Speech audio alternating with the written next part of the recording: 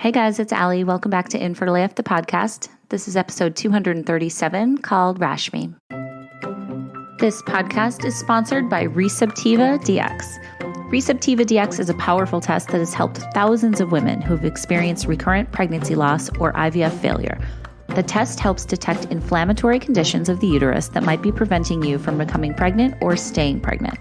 The most common underlying condition of a positive Receptiva DX test is endometriosis with or without symptoms. If you or someone you know has struggled with IVF, Receptiva DX may give you the answer and treatment protocols that you're looking for. Talk with your doctor about Receptiva DX because the journey is so worth it.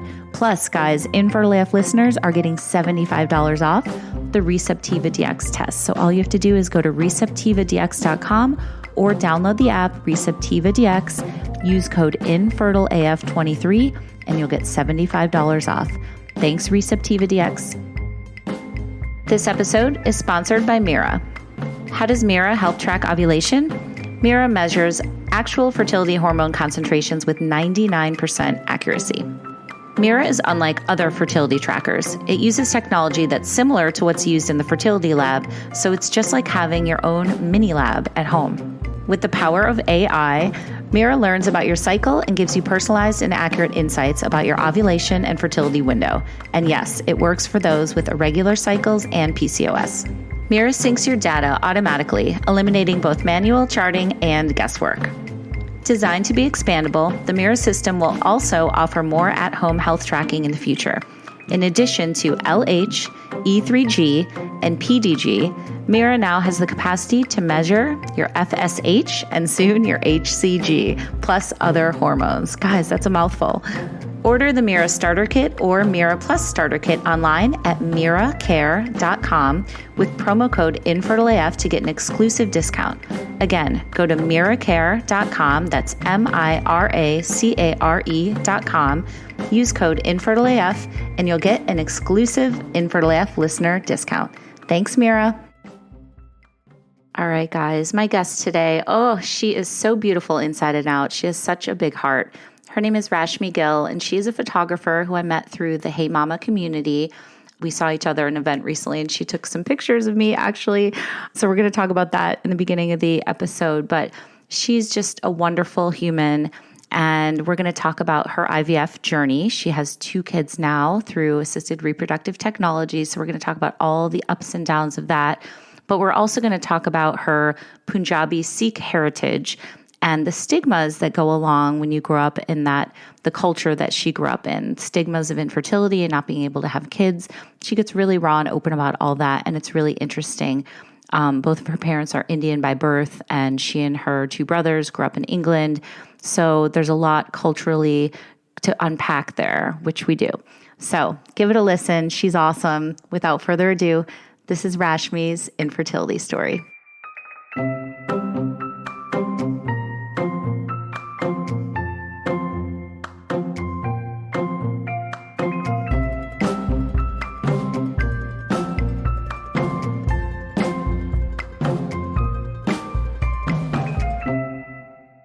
Hi, Rashmi. How are you today? Thank you for doing this. Hi, I'm great. How are you? I'm really good. I have to say, we had such a wonderful time at a recent Hey Mama event. You were there as a photographer. You and I had a really nice conversation. You're so warm. You took some headshots of me, which you made me feel really comfortable. I hate having my photo taken, but you're just so good at what you do. So I'm really glad we got to meet in person because we'd been emailing for a little while. Yeah, isn't it crazy that you feel like you really know someone, but yet you haven't met them? And so I was thrilled to meet you in person. Yes. And you were shining in front of the camera. You were. Oh, gosh. Okay. Anyway, enough about me. So let's start with you. Question I always love to ask is, did you always want to be a mama? Oh my gosh, yes. I mean, I am one of many, many cousins. My dad was one of 10. And so I grew up in a very big extended family. And for me, family, children, generations mean so much. So yes, I always wanted to become a mother. My vision of my family was 2 boys, 2 girls. That was my ideal family. Mm-hmm. So yes, I feel like it was something that was always something that I wanted to become. Okay. And then what was your sexual education where did you grow up and what did you know about like having babies and getting pregnant and Oh my gosh. fertility and all that stuff? What did you learn? Yeah, I mean, I grew up. My parents are first immigrants from Kenya and India to London, and Mhm. so I was like that first generation of children growing up in this, born and brought up in London, but with Indian parents. Who my parents thankfully weren't super traditional; that they were holding on to everything that they knew in terms of their heritage.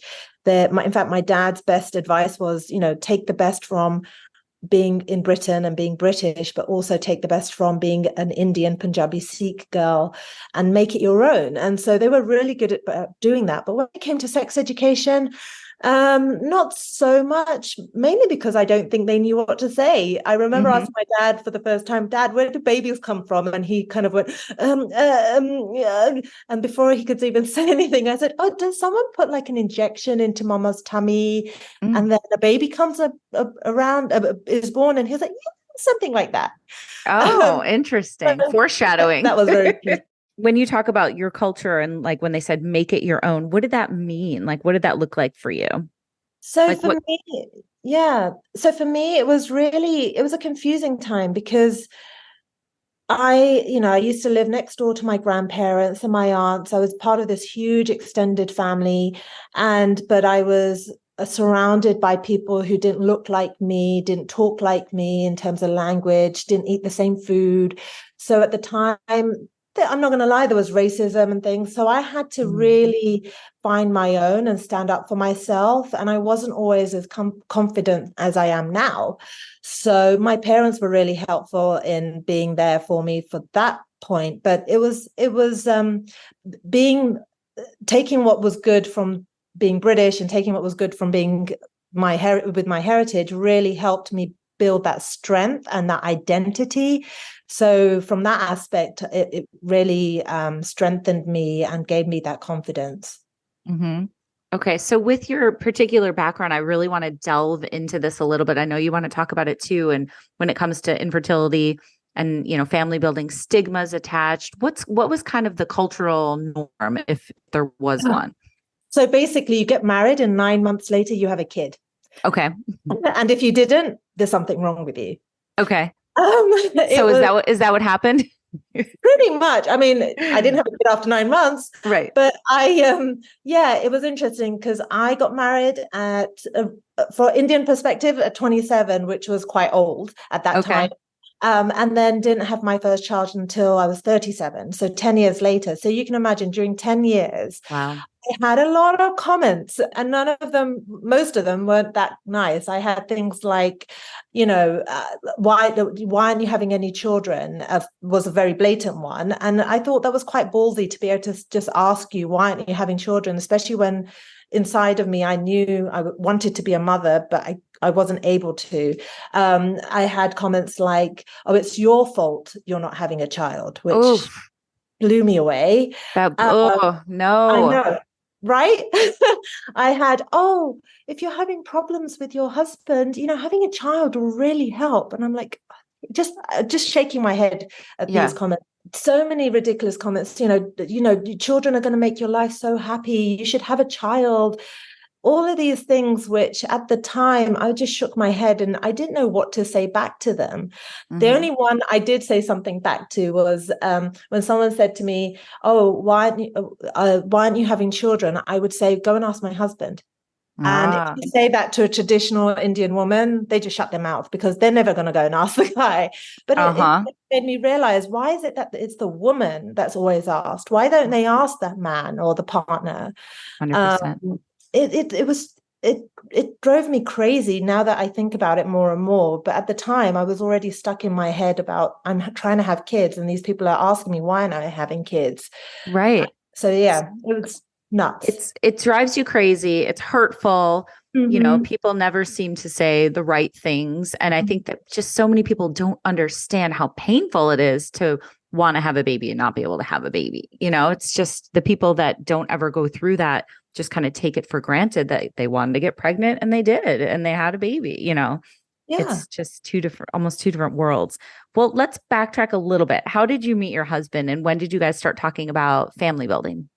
Yeah, so I met my husband in London, and at the time, you're not gonna believe this. He'd packed up his bags and was ready to move to California, where his family lived. I did not know this at the time, but long story short, we met through friends in London, and at the time, I didn't really want to meet someone, but we got together and we got married, and we sort of talked about kids, on a sort of overreaching level about, and I mentioned how I wanted two boys, two girls. I also mentioned that if we were ever blessed with a girl, I wanted her to have the name Maya because it was my grandmother's name. And so that was a discussed item. That was something that was non-negotiable. Mm-hmm. But it was weird because we would talk about it, we would try to have kids and nothing would happen, but neither of us really knew or thought about any other options. We just thought, okay, this isn't happening, so kept trying, and we enjoyed our time together, single parents, single adults together. Sorry, not single adults, not having children, so just having the two of us traveling. Yep. And that carefree life that you never have when you have children. Mm-hmm. But I don't know how 10 years passed. It's incredible that 10 years passed, and it took me until then to talk to a doctor to say, hey, this isn't happening. Why and what can I do? And that was the first time that someone sat down with me and talked to me about IVF. Mm-hmm. And I remember that first appointment talking to him. And he was a fantastic doctor, so joyful, positive, which is great for someone like me. But just him talking about injections and protocols and appointments and scans, I thought, oh my God, this is not how I thought I would have a child. Mm-hmm. But in my head, I knew I was prepared to do anything it took to have a child, everything from natural to adoption and any other option in between. Mm-hmm. And so I just went with it. And thankfully, we were able to have Maya as a result. I did have 2 embryos implanted, but I say to Maya knows about the 2 embryos. She doesn't know how children are born, conceived yet. But I tell her, she had a twin who she is now a part of. The twin is part of her, so it makes her extra strong. That's so cool. I love that Maya is here. How old is Maya now? She is 9.5, going on 19. But she's incredible. She's a huge delight. We were talking about this earlier. She was the one who gave me the word nerve-sighted, which I think is fantastic. And my daughter says that too. I thought she invented that, and you thought your daughter invented. Yes, it's a great term. I was telling you how we went to Six Flags recently, and my son was nerve-sighted to go on a roller coaster, and I was like, that's such a perfect description, because it is nerve-wracking and it's also exciting, and so many things in life are like that. Exactly. And I think, for me, this journey to parenthood, maybe nerve-sighted is a really good word, because there's parts of it which you're really sort of not sure how it's going to go, you're nervous about, but you're excited that potentially it then could bring out a baby.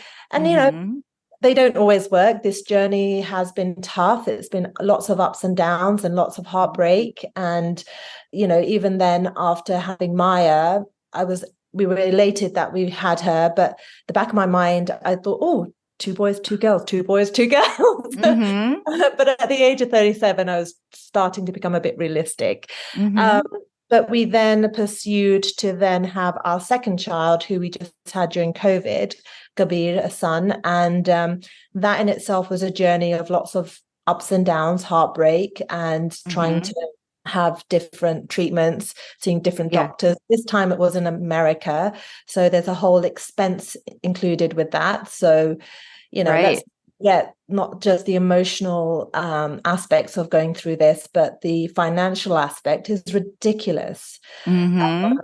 So having Kabir finally made me feel a little bit more content with the fact that I might not get to 2 boys, 2 girls, but at least I have 2. And being a sister with 2 brothers, I thought it was really important that Maya had a sibling. Even though she Yeah. said she never wanted a sibling. Yeah. I So get it. yeah, the path to Kabir was its own sort of path, and having him has been so nerve sighting, I should say, because it's been interesting having a boy in the house and that energy that brings. But I just shared with you earlier, and I haven't shared this with anyone else, but I also recently had, as a result of Kabir, we did have an extra embryo. So I just tried to have that implanted, but sadly that failed. Oh, I'm so sorry, my friend. Thank you, my love. But, I just want to share with people that you're not alone. This journey can be so difficult, but it can also be so joyful. I have so many friends that, are still trying to have a child, and my heart goes out to them. But even I think losing this baby, this embryo, really made me realize that there's so many emotions involved with it, because on the one side I should feel grateful, right? I have 2 children. I feel like I should feel grateful, but the flip side, I'm sad that I've lost this child. 100%. Yes. And it's people who go through this should really understand that it is difficult, but it's important for me. I realized it's important to feel the feels, to go through the upset, to go through the loss, to go through the sadness, to go through the joy, to go through the good, the bad, and the ugly.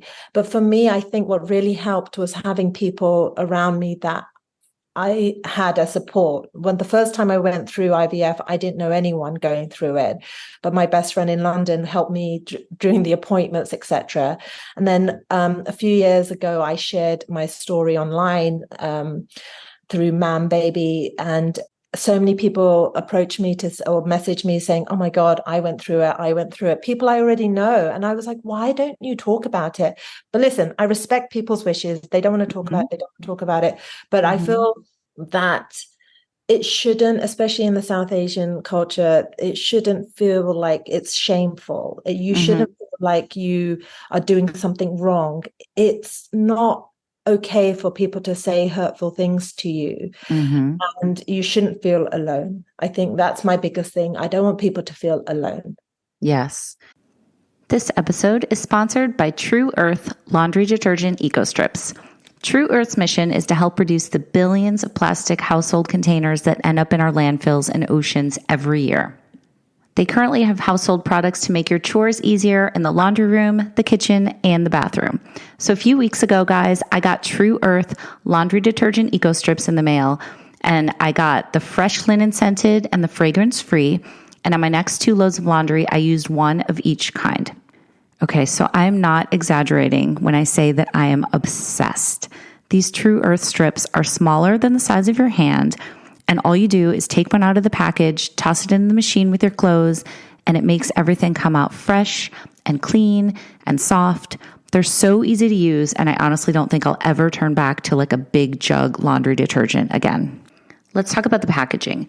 It comes in a super compact recyclable paper envelope, and each one contains enough for 35 loads.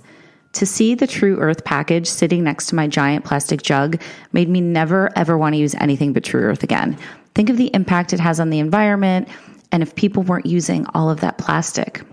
I know that so many of you are into clean and toxin-free household products, so please know that True Earth is paraben-free, phosphate-free, free of added dyes, free of chlorine bleach, vegan, no animal testing, hypoallergenic, and readily biodegradable.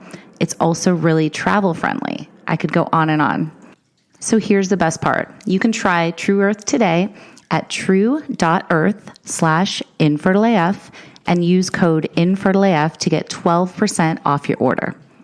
Again, that's tru.earth/infertileaf and use code infertileaf to get 12% off today. Thanks, True Earth. Can we, so much to unpack of what you just said. I have like 15 follow-up questions. I would love to just, again, backtrack a little bit and ask you, when you guys finally did decide to see the doctor after, 10 years, what was it that made you take that step? Because obviously, it's, I'm sure you'd maybe thought about it before, or, I'm curious as to why you decided to seek the treatment then. We don't have to get specific about the treatments and all that, but what was the turning point? It's an interesting question. I think about that all the time. Why did I wait 10 years? And I think it's lack of information, lack of knowing what your options are. IVF was back when I was married, it was sort of up in the air and it was seen as this untouchable thing because I didn't even know what IVF meant. Me either. Yeah, right. No one really, it's interesting that question you asked me about what I was taught during sex education and all of that. I sometimes think that when it comes to teaching about that, yes, you teach about how children are naturally conceived, but is it a time where people should start talking about the other options? I don't know, because I feel like more and more people should know their options because clearly those options are needed more than we realize. Yes. And so I question that all the time myself. Why did I wait 10 years? And I think it was lack of information and lack of courage to take that step, lack of, right. I think I felt maybe inside of me after all those comments, that shame kind of penetrated me a little bit, like, oh my God, why can't I have children? Right. Do you think it went back to that stigma that we were talking about with the South Asian culture? Probably. I wouldn't be surprised if some of that really sit in me for a little while. And it's taken me a bit of time to get rid of that stigma because I feel like that should not have been the reason why I didn't take the action. But again, it comes down to people understanding that these options are needed and they shouldn't have to deal with these comments and people shouldn't make these comments. Agreed.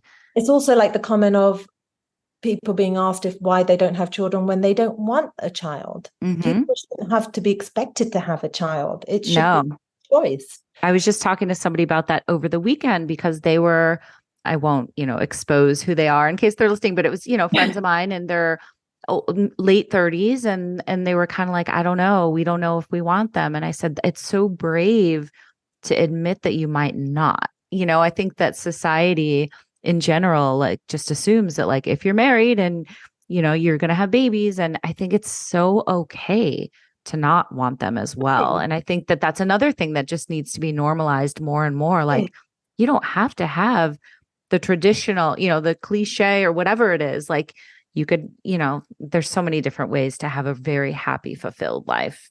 Exactly. And families have changed. It's not a 2.2 family. It's not like a mom and dad and two children. Right. You can have just one mom. You can have just one dad. You can have a mom and mom. You can have a dad and dad. You can totally. There's so many different, one of my best friends is a mom and two dads. Like, it's and it's amazing. Yeah. But I think people should just be able to have conversations without having a stigma attached.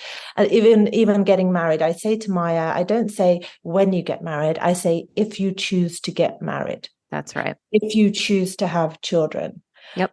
I want her to feel empowered that her choice is her choice. Oh, you just made me well up. I love that. That's so important, like to give people the power and give them the agency over their own lives and bodies and, and relationships and all that.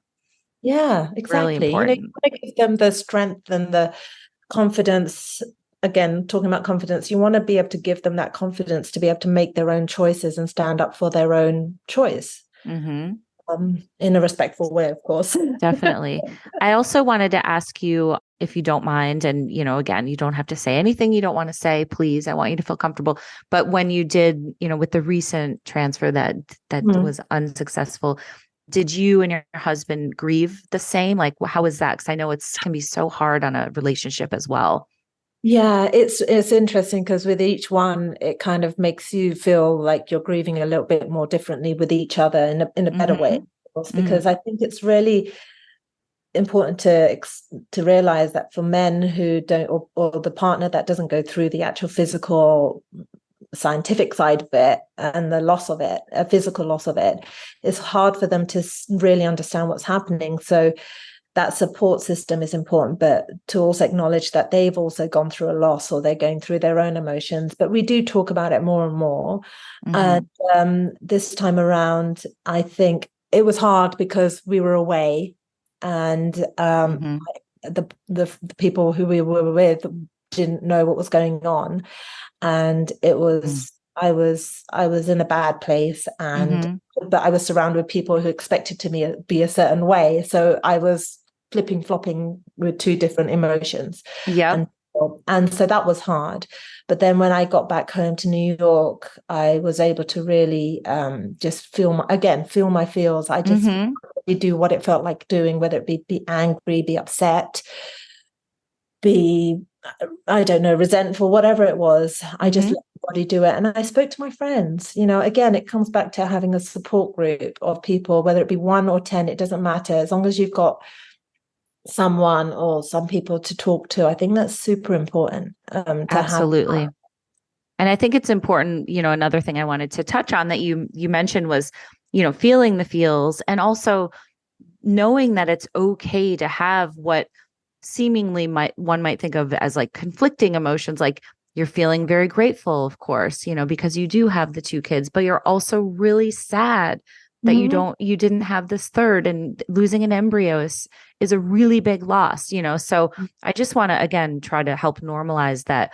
I think growing up, we're taught, are you happy? Are you sad? Are you this? Are you that? And you can only be one thing at a time. But I think that, what we need to realize, and especially going through something so complicated as family building and loss and grief, you can be so many different emotions at once. You can be happy for her and sad for yourself. You can be really pissed at so-and-so, but also grateful, So I think that it's okay to say, like, you don't have to just be one thing. Totally. I mean, I totally agree with you. I think I'm all about feeling the feels, even with a daughter and a son. It's very typical for Indian guys to say to their son, don't cry. I've told my husband, you cannot tell anyone, especially a boy, not to cry. Yeah.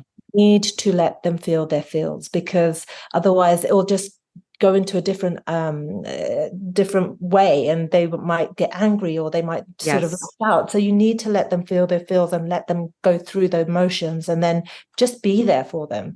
I mean, I touched on another point. One of the other things that I remember feeling joy and then feeling sad is I would have friends having babies all the time. A lot of them have got 3 kids, and I'm organizing baby showers or attending baby showers. And of course, I am so happy for them, but inside I'm dying. I'm like, dying. Yeah. Why aren't I having any children? Why is this not my baby shower? 100%. And so again, back to your point, you can feel joy, but pain at the same time. Yeah. Both Absolutely. genuine, acceptable, recognizable emotions. And you've got to let your body let those emotions go, through your body as they need to. And I think it's also important too. And I feel like we're coming around, maybe it's because I talk about this so much all the time in like fertility rally groups and on these podcasts, but it's okay to be angry or be kind of jealous, or, be like mad that somebody is getting pregnant really easily and you're not a bad person for feeling that way too.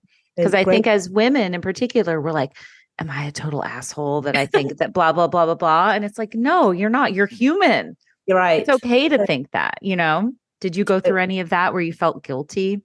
Yeah, of course. I mean, I don't think I ever felt angry at the person having the children. I just felt, or just the situation, Yeah, I was angry at the situation. I was so happy for my friends, of course.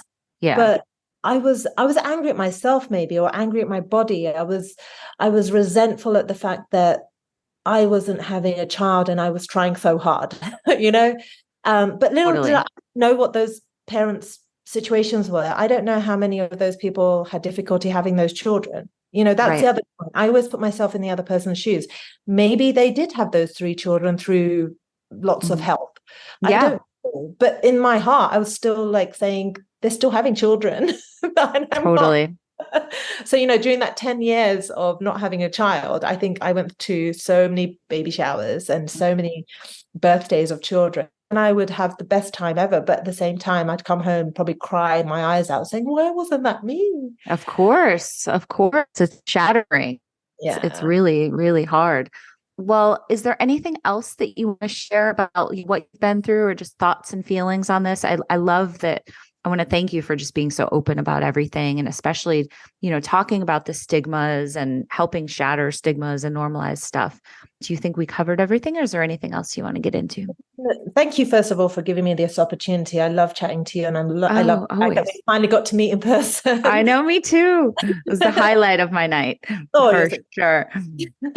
But no, I just want to recap over the fact that to anyone listening, just know you're not alone. Ask for support. I always say, whether or not you know me or not, I'm happy for you to contact me and talk or just listen. You don't even have, I feel like some people don't want to even hear someone saying anything in response. They just want to talk, and they just want to vent, and they just want to be able to have an outlet. So, I'm here for anybody who wants to reach out, but just know you're not alone. The path to parenthood is not always easy, and just know that there's lots of other people who are going through a difficult path as well.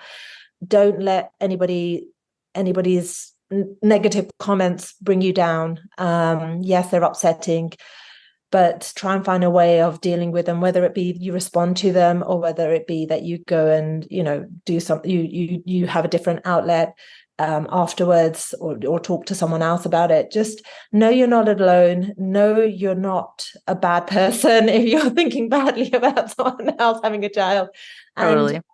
And feel your feels. If you're getting nothing out of this other than feel your feels, do that. Let the emotions be. Let your body do what it needs to do emotionally as well as physically, and just have a good support group around you, so you're in a safe space if you need people to be around you during those times. And if people wanted to reach out to you, what's the best way, Rashmi? So you can DM me on Instagram. My Instagram is Rashmi Gill Photography. You can email me, rashmi@rashmigill.com. And my number's out there already, so I'm happy to give that. 917-363-2290. It's on my website, so it's very public. Oh my God, you're so sweet. I don't mind. I just wish I had more people around me at that time as well. I was grateful for my best friend being there, but even throughout this whole journey, I found my crew, and it's been amazing to have them there. So even if I am that one person that someone wants to reach out to because they don't have anyone else, happy for them to do so.